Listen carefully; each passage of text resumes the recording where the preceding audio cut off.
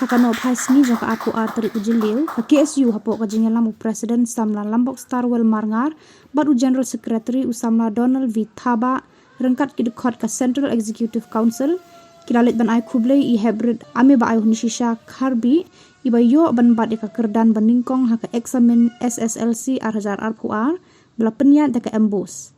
I hybrid ame ba ay hunsha karbi ide kun jeng iba babun lats imli bar ikong bandrilin karbi kiba syong basa hapo kasnong Maureng East Khas Hills District.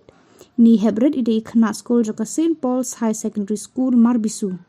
Kajing hiar hi kinong yalam kaseng sya kasnong Maureng, kalong banlit kendu ite hybrid yaki kimiki kapa bari kibahiyeng baro namar jukam dan kwet.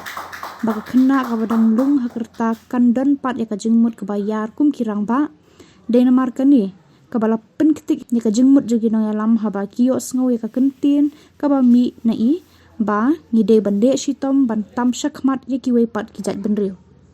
Kumta ka KSU kala ai kerwo bakas ngaw sarong namar jeng I baka jat benriu kan sedang kiu kam sajerong haka puli putih. Kala kit kabok ba indang kiu syu mau mer jong kathong bala kami lenti na I bala ka jat benriu in kentiu sajerong. Dak ba penkut ru ba imdai ban long tang umau koridor jang ka yeng henrei in long ru kum umau koridor jang ka jat benriu hi baro kawai.